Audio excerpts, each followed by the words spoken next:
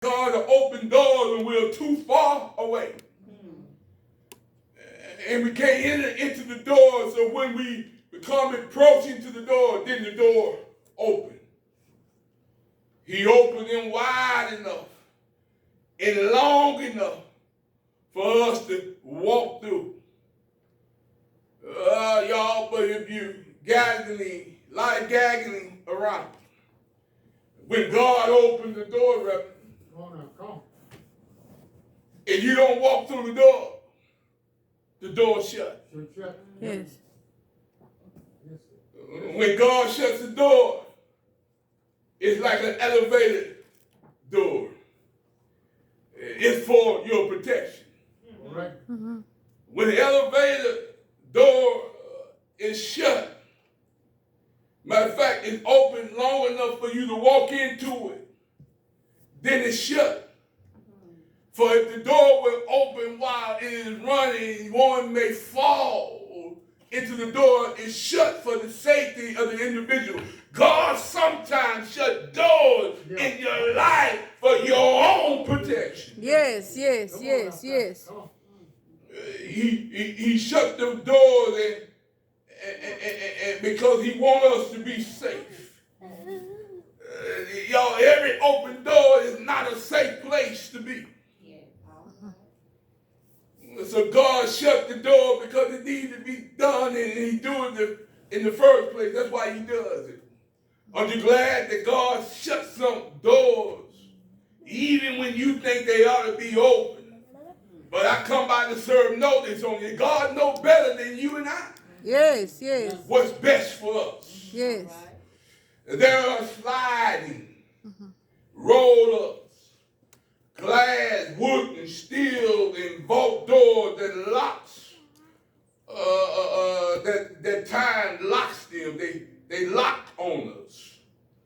They stay closed until the time for it to be open. They don't open before the time. God is like that too. He keeps the door closed until it's time for the door to be open. Right. Yes. We get mad sometimes because we want the door to be open, but the door is not to be open till God said it's time to be open. Yeah. We think that God don't love me anymore because he's not giving me what I want, but do you love your children? Amen. Do you give them what they want all the time? Sometimes they ask for some stuff that they ain't ready for. Yes. God sometimes tells you, you ain't ready for this. I know you think you're ready, but you ain't. This door is staying closed because if you go in this open door, you're going to hurt yourself and hurt somebody else along the way. Yes. Yeah, so doors. There are doors in the Bible. Yes. Doors that are open and doors that are shut. Yes. We find ourselves surrounded by opportunity, but are unable to seize the moment. There are a variety of reasons that we fail to capitalize on the opportunity. Most of all is because of our own shortcomings. Sometimes we'll pass over because of influence beyond our own circumstances. No reason of our own is beyond us, and we get passed over. But don't worry, just hold on. Keep the faith. Yes. Because it's coming. Whatever the reason, and sometimes it's like we feel lousy when we miss our opportunity. Amen. But keep the faith. Yes. God does not provide blessings and opportunities. Wait a minute. The question is, how does God provide opportunities and blessing for us? He gives them one door at a time. Yes. Y'all, we like to go through 5 and 6 doors. Yeah. Any, many, mighty, more. Yep.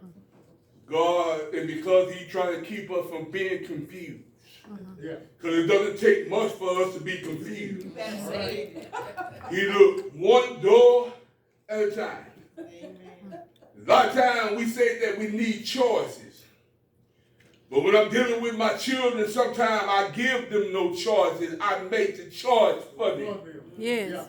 I'm so glad that God said, Reverend Stephen, I understand you're a big boy now, but I'm still limiting your choice. You got one, and this is the one you have. Yeah.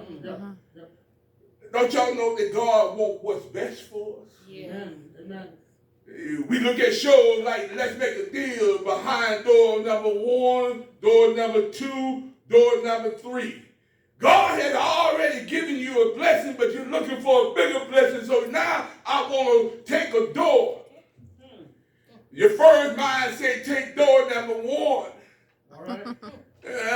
But you say, well, I should take door number 1, but I'm going to take door number 3. Come on, guys. So he showed you what's behind, especially when they know the big one is in number 1. They show you door number 2. Oh, it's a nice one. Then they show you door number 1, and it's humongous. And then when they open door number 3, it's a donkey with a wagon. All right. And you done lost $5,000 because you want to open a door that God didn't have ready for you to open. We try to open doors because we want to guess what's behind the door. God said there's no guessing with me. I know what door needs to be open in your life. Yes. All right. Come on, preach now. Believers should approach the world with an attitude that God would open doors as they need to be open, as we near it, as we get close to the place, and then he will close them behind us at the right time. Because when we go through an open door, we do want the door to be closed because we don't want every whip. I don't know the word, but we don't want all the scumbag coming in behind us, because you do know you got folks that trying to leech on you. Yes, yes. You hear me? Yes, sir. And it's all right to help folks, and you ought to help folks, because that's how you can get doors open in your life, by helping other folks. Amen. But God said there's some folks that you need to leave alone for a minute. I need you to get this blessing, then you can go back and deal with them later. So I need to close this door before they get in. Sometimes you need to let some folks not always be so close to you when they are riffraffs, and you need to let them stay away from you so you can get to the door, so God can close the door. If they right side by side, you go in the door, they're going in with you. Yeah. So let them stay behind you so God can close the door. Then you can look at it and say, I ain't had nothing to do with that. God did that. Yes. You got a problem with it, talk to God. Oh, you don't know him. That's why you can't talk to him. Okay, let me come back when I get done, and I'll talk to you about how you can get to know who he is so he can open some doors for you. Yeah. Come on, Pastor. Y'all hear me? Yes, sir. What Jesus has taught us in the model prayer, he